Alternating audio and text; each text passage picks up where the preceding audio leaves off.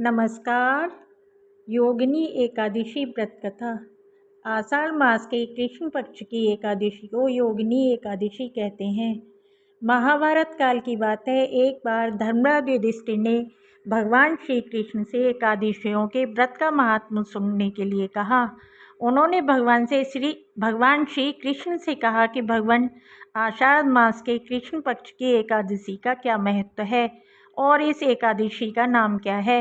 भगवान श्री कृष्ण ने कहा, हे राजन, इस एकादशी का नाम योगिनी है। समस्त जगत में जो भी इस एकादशी के दिन विधिवत उपवास रखता है, प्रभु की पूजा करता है, उसके सारे पाप नष्ट हो जाते हैं।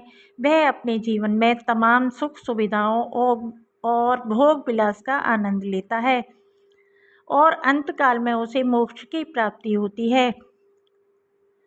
योगिनी एकादशी का यह उपवास तीनों लोकों में प्रसिद्ध है। तब युधिष्ठिर ने कहा, प्रभु, योगिनी एकादशी के महत्व को आपके मुखारविंद से सुनकर मेरी और उत्सुकता बढ़ गई है। कृपया इसके बारे में थोड़ा विस्तार से बताएं। अब भगवान श्री कृष्ण कहने लगे कि हे धर्मश्रेष्ठ, मैं पुराणों में वर्णित एक कथा सुनाता हूँ, उसे ध्यानपूर्वक सुनना। स्वर्गलोक की अलकापुरी नामक नगर में कुबेर नाम के राजा राज्य किया करते थे।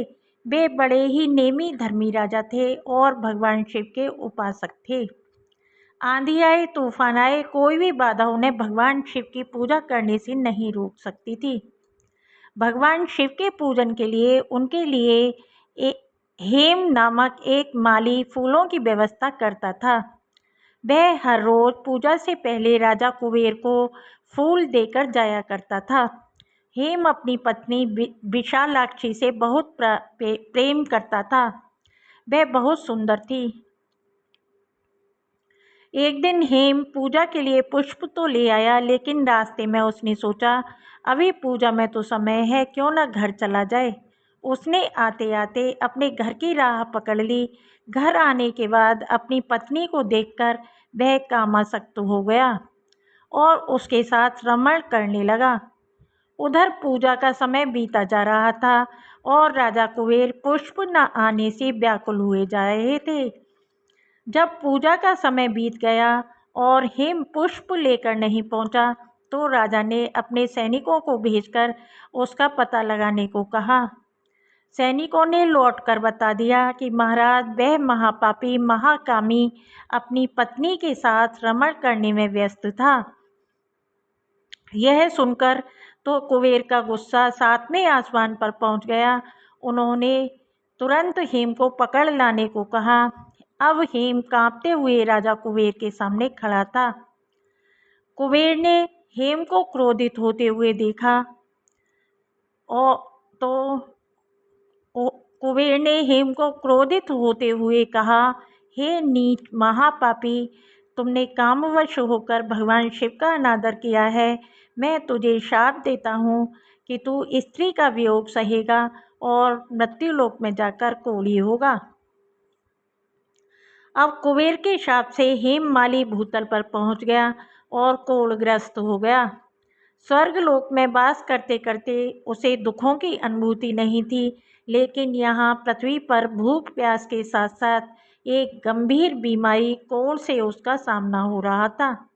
उसने भगवान शिव की पूजा भी कर रखी थी, लेकिन उसे उसके दुखों का कोई अंत नजर नहीं आ रहा था।